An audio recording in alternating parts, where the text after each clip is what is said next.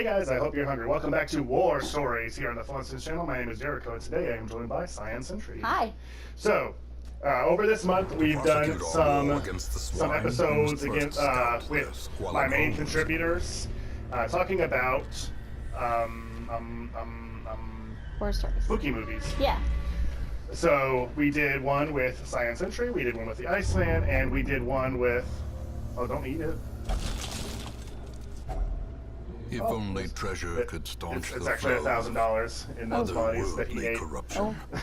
And we did one with Holy Diver. So now it's my turn. So we're gonna sort of switch it up, where Science Central will be more or less interviewing me like I've been doing about my horror movie I want to talk about. So, what is your favorite Halloween movie? My favorite Halloween movie is Cabin in the Woods. It came out it's been a while now, probably 5 or 6 years by now. At least. To the point where it's like relatively inexpensive. You can buy it for like $5 or get a pack. I think it's on Netflix too. That was the first place I saw it. And I don't think it's directed by Joss Whedon, but he was like involved in it. Is that correct? Do you remember? I was thinking he did direct it, but I could definitely be wrong. He might be a producer or something. Yeah, at the very least, it was like with his blessing and his production company. Like he had a big hand in it. He's definitely got, like, he could feel his presence in it. Yes, for sure. And what makes it so cool and what makes me really appreciate it is it's basically a deconstruction of horror movies. So I guess what I'm about to say is sort of a spoiler, but it's like the first scene of the movie. Yeah.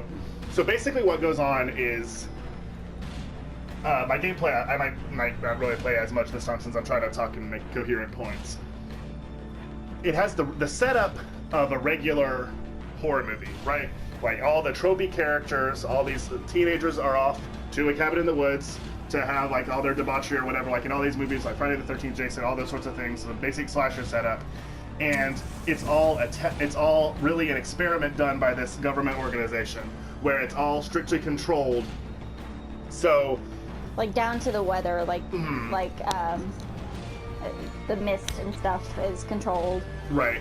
But what makes it so cool is like what's happening to the characters is like also happening to us. Like it's about horror, like it's showing you how horror movies are made, and like I don't know. I guess it is sort of hard to describe. Maybe this wasn't the best choice to talk about, but it's just so clever and smart, and like they choose what monster's gonna attack them, and it's like, okay, is it gonna be vampires or this weird spectral doll? And like they go down into the basement of the house and like they're looking at all these different contraptions, and there's something that looks like the puzzle box from the Pinhead Hellraiser movies, and then there's like an old creepy book that they end up reading out of, and like it's all like it uses tropes as its device. Like it's of course is 100% on purpose. Yeah. And it just, I don't know, it's just smart. It's really well written and funny, and it like also explains why other horror movies are tropey, because that's just how it has to work. Like this movie goes to show that like all horror movies are all real, and they're to appease like these eldritch god beasts that will like destroy the world otherwise. So like there's a reason that like the black guy always dies first, or the virgin always dies last, or like the whore always like has to like gets killed while she's like naked or whatever. Like it's all like it has to be done. It's like as it was is written, you know. Yeah, it all has to follow this certain, not really ritual as much as just the rules. And there's some rules that are lax and some that aren't. Right. That's just like part of what makes it really, just I don't know. It's just really cleverly written. And the characters are all good. The acting is all good. Like even. Like, it's really weird because like you can tell they're like intentionally. Oh, she's already at 100. Oh, look at that, stalwart. Whoa. Many fall in the face of chaos. Like they know that they're being really specific tropey characters, but they also play it well. You know, like they're obvious and say the things you would expect them to say, but it helps to make the story better. Like they're doing their job really well. I don't know. Does that make any sense? Yeah, absolutely. Can you give an example of that? Well, like the one stoner character, like of course talks about pot all the time, but he has a lot to his personality. That's not all that drives him, and he delivers the lines well. Like we know and he knows that that's exactly what we expect him to say, but he does it in such a way that It's natural. yeah, and like the whole movie is lampshading that fact. Right. Um,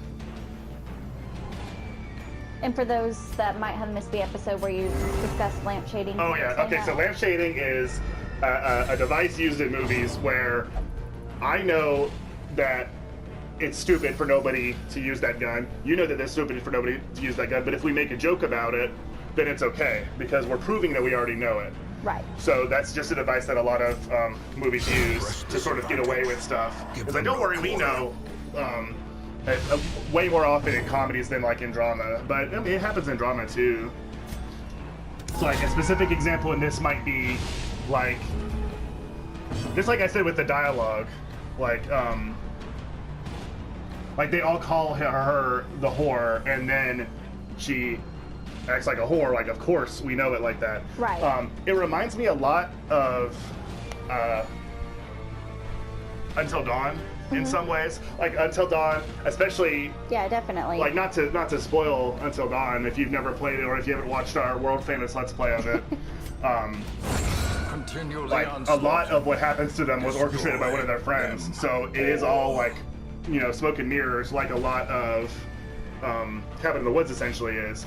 But just the fact that they use these well-known horror tropes, because it's sort of like archetypal character, like a Batman movie. Like, we know who Batman is, we know who the Penguin is, and we know who these horror characters are, and they use that to create their story and tell what they want to tell about the art of making horror movies and the art of scaring people. Confidence surges So as you the enemy kind of touched on crumbles. something that's really different about this movie than most horror movies. Brought It's low funny. and driven into Yes, the mud. definitely. Like, I would say to the point where I would, it's definitely a dark comedy, if not like straight up comedy. Yeah.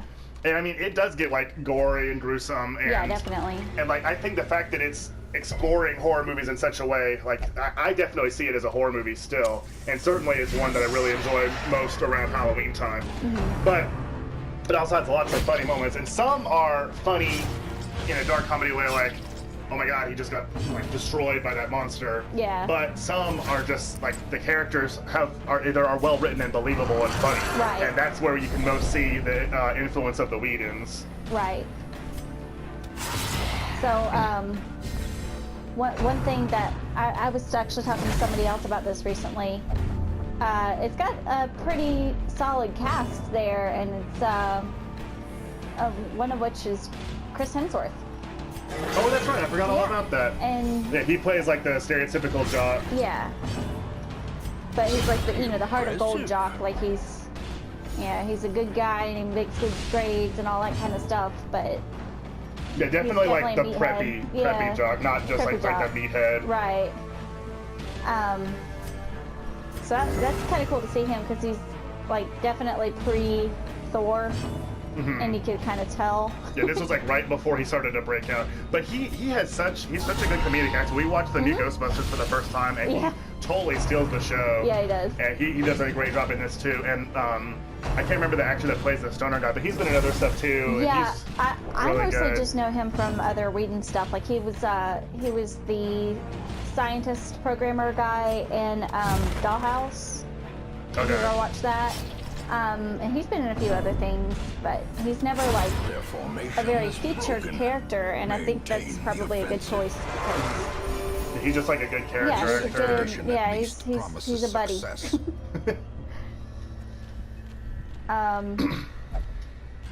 So I've heard a theory I want to run by you. Okay, cool. Now this is major spoilers for, let's see, for this movie, and for Ancient traps lie for in wait. Buffy the Vampire Slayer. Unsprung and thirsting Oh for no, blood. maybe I shouldn't talk about it. Firefly. No, yeah, Firefly, that's right. I did tell you about it then. Okay, so in Buffy the Vampire Slayer, you know, there's Angel, the vampire, who has his own little spin-off thing. Boreanaz. Yeah. What's his name? David Boreanaz? Yeah, I think that's right. I only remember that because of the Family Guy joke. It's like, look, the Aurora Borealis. Look, the Aurora Borealis. Yeah. So he has his spin-off thing, and he basically takes over this evil lawyer group, which sounds really weird, but it works. Is that the storyline of Angel? Kind of. Is like he's an evil lawyer? No, he's not evil. He takes over the evil. Oh, it makes them sweet. It makes them good, yeah. Okay. Like it's like an evil corporation that's they're always talking about pleasing the ancients or the powers that be or something like that. Oh, just like Yeah. So it seems like if you connect all three of those things, at the end of that, maybe they didn't defeat the powers that be. So then this same group of people that are in the know about it make this big corporation to set up how to give tributes or right, how to sacrifices. keep the monsters satisfied. So that's where Cabin in the Woods comes in. So at the end of that, if everything falls apart and the world gets destroyed by the ancients, then we head right into the title of Firefly, where they say the Earth got used up. Well, that's kind of where it falls apart to me because it's not used up at the end of Cabin in the Woods. It's much more pressing of an issue than used up. But it still is cool. The first two, I totally love that. That makes awesome sense. It does. Although I haven't seen Angel, so I guess I don't really know. Like if it really makes sense that they fail, like does that like defeat the purpose of Angel? Like is it sad if that's what happened, or does it not really matter? Honestly, I cannot remember the end of Angel very well, except a couple of people died that I was really upset about. And that kind of took Joss over. Whedon literally can't help himself. He didn't really want to kill him either. He really can't help but kill people that I love. But so I can't really remember what happened in the overarching story in Angel, except I just remember the little things that happened. So I need to rewatch, but so like therefore you don't really know the answer to that question. No, I don't. It's satisfying. But whether it's a deep connecting tissue to the Whedonverse or not, I totally recommend Cabin in the Woods. Success. I love it. I love it. And I'm someone who doesn't really like I get too spooked of horror movies sometimes. But this, it's not really scary at all, and it's scary in smart, clever ways. Like you want to get scared by. I don't know. I really could go on. I just think it's just such a smart, funny, well-written movie, and even though adult viewers though. Oh yeah. There's besides the gore, there's nudity and stuff too. Yeah. Definitely not for kids. Not for kids.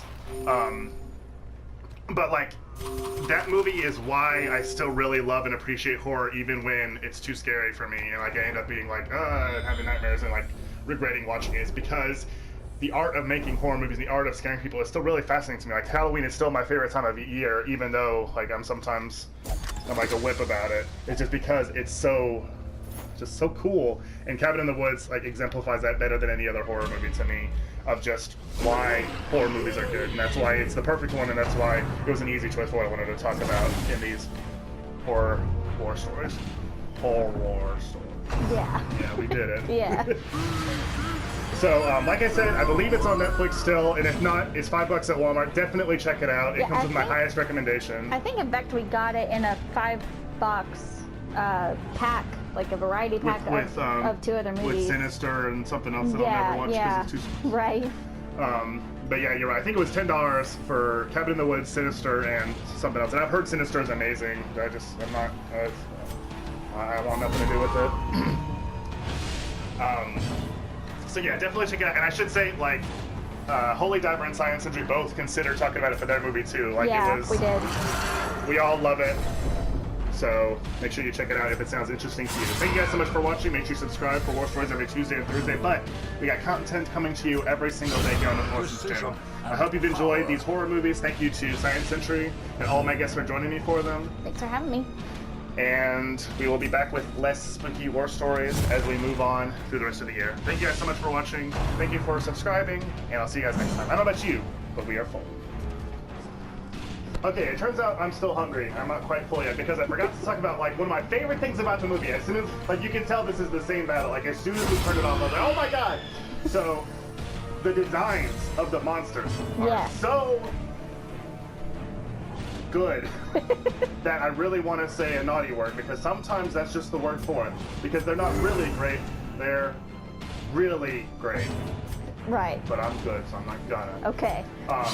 Like, so they have the, like if you're able to put two and two together, and all the little items they look at when they're basically choosing which monsters they're going to be dealing with.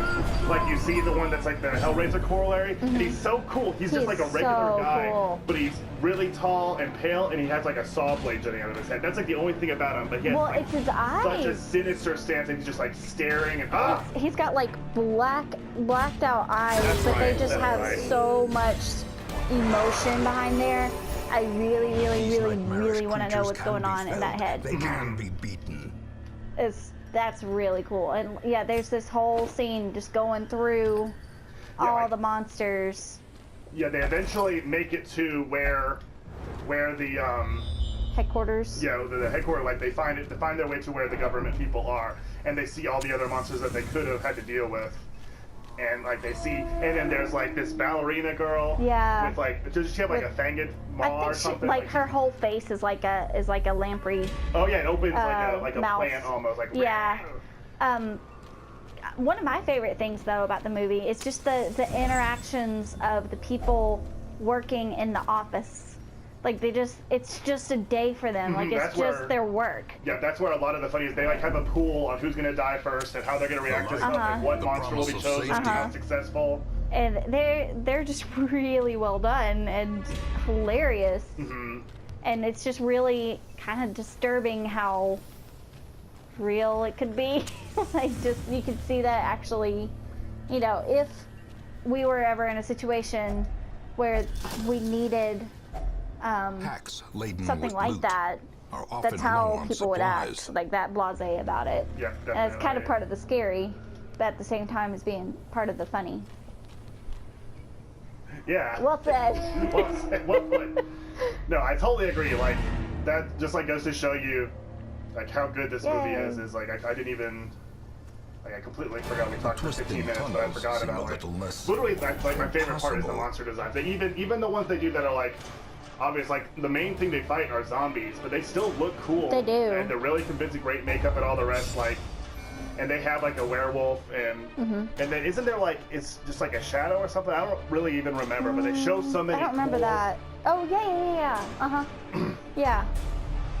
Like it's definitely a game, or I'm sorry, a movie that I most want them to return to that universe because I want to see what all these different creatures can do. In time, you will know the tragic So, yeah, extent of my failings. If nothing else, I hope this little addendum just goes to show like how passionate I am about this movie, and I definitely hope everybody checks it out. So once again, thank you for watching. Once again, we'll see you guys next time. And once again, this time we really are full.